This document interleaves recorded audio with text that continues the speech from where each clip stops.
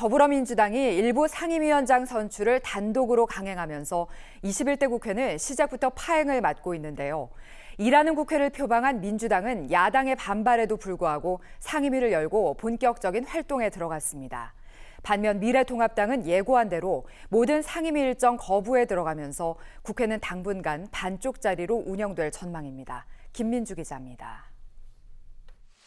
야당의 반발을 뒤로한 채 일하는 국회를 강조하며 일부 상임위원장을 선출한 더불어민주당. 민주당은 당장 오늘부터 상임위를 비상가동해 국난 극복을 위한 집권당의 모든 책임을 다하겠습니다.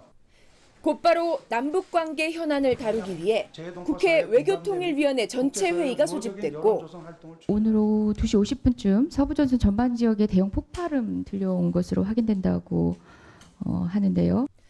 법제사법위원회와 산업통상자원 중소벤처기업위원회도 잇따라 가동했습니다. 예고한 대로 미래통합당은 불참했습니다.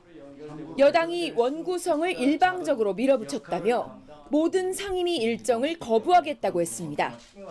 국회의장에 의해 상임위에 강제 배정된 통합당 의원 전원이 사임계를 제출했고 일부는 의장실을 항의 방문했습니다. 강제 배정된 상임위원회에서 국회 활동을 할 수 없다는 점도 다시 한번 강력하게 말씀드렸고 국회 정상화를 위해서는 국회의장이 결자 해제하는 모습으로 남북관계 경색에도 원만한 여야 협상을 기대하긴 어려워 보입니다.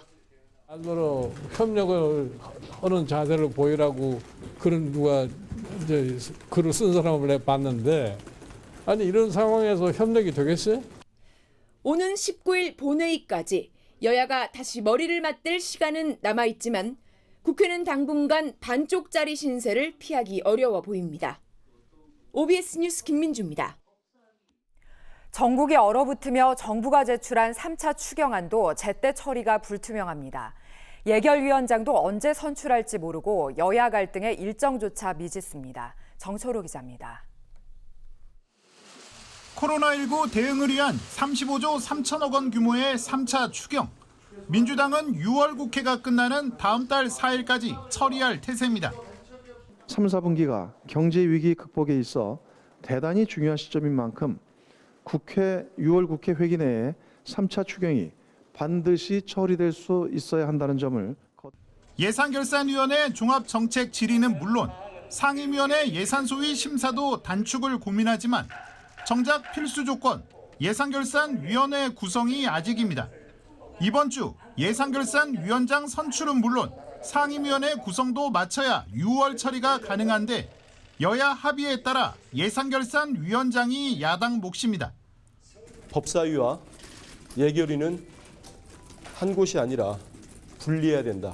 법사위와 예결위원장을 얘기하겠죠. 보이콧을 선언한 통합당이 예산결산위원장을 바로받을 가능성은 낮습니다. 김종인 비대위가 민생을 내세운다는 점에서 여권 일각은 통큰 합의를 기대하지만 타결돼도 꼼꼼한 추경 심사를 하겠다던 통합당인 만큼 6월 처리는 어려울 수 있습니다. 3차 추경, 코로나 추경이라고 하지만은 코로나 관련 예산이 2%밖에 되지 않아요. 간호사들 위험수당조차 주지 않고.